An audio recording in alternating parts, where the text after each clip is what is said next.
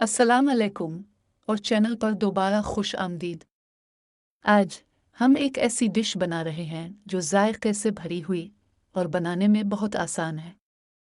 मूंग की दाल और आलू के पकौड़े। ये दाल और आलू का एक शानदार इम्तिजाज है जो सुनहरी कमाल तक तला हुआ है। ये पकौड़े नाकाबिल यकीन हद तक लजीज और हैरत अंगेज तौर पर बनाने में आसान हैं।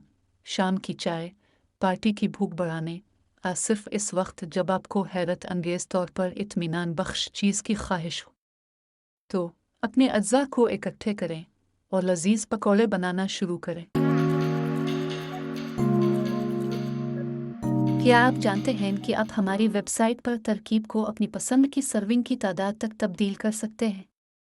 हमारी वेबसाइट पर आप इस वीडियो को भी देख सकते हैं और साथ ही तब्दील की गई तरकीब का प्रिंट भी ले सकते हैं। यह अनोखी खुसूसियत आपको तरकीब को अपनी मतलूबा सर्विंग या मिर्च के मुताबिक बनाने में मदद देगी। यह तरकीब 4 लोगों के लिए है। अगर आपने तरकीब को तब्दील किया है तो बरा करम इन मिकदारों पर अमल करें।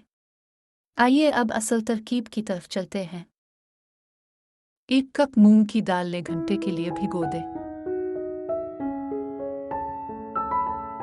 उसे ब्लेंडर में बारीक पेस्ट में ब्लेंड करें। एक प्याले में निकालकर एक तरफ रख दें। एक डिश में 2 दरमियाने उबले हुए छोटे कटे हुए आलू लें। आधा चाय का चम्मच नमक छिड़क दें। हम हिमालयाई नमक इस्तेमाल कर रहे हैं, लेकिन ये जरूरी नहीं है। आधा चाय का चम्मच जीरा छिड़क दें। आधा चाय का चम्मच लाल मिर्च पाउडर छिड़क दें। 2 खाने के चम्मच नींबू का रस डालें। अच्छी तरह मिला लें।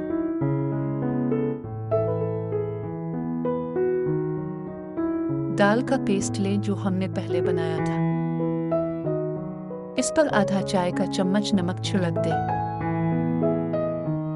1/4 चाय का चम्मच हींग छिड़क दें। 1/4 चाय का चम्मच हल्दी पाउडर छिड़क दें। आधा इंच पुसी हुई अदरक डाल दें। आधा चाय का चम्मच धनिया पाउडर छिड़क दें। 1 बारीक कटी हुई हरी मिर्च डाल दें। आधा चाय का चम्मच अनारदाना पाउडर छिड़कें। 2 खाने के चम्मच चावल का आटा छिड़क दें।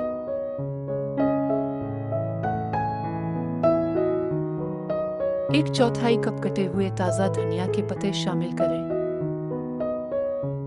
अच्छी तरह मिला लें।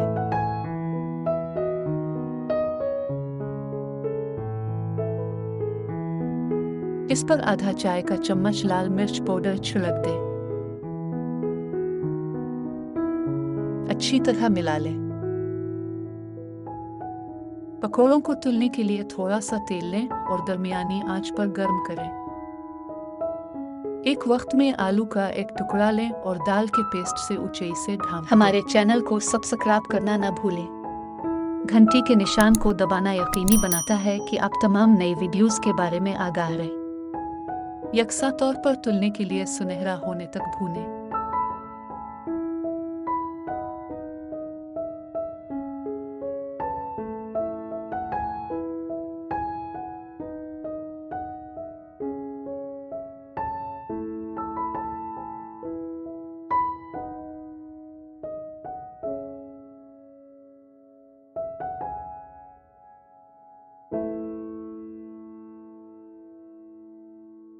सुनहरा होने के बाद इजाफी तेल को जज़्ब करने के लिए किचन के तौलिए पर उतार लें। चाय और अपने अहल खाना और दोस्तों के साथ लुत्फ उठाएं।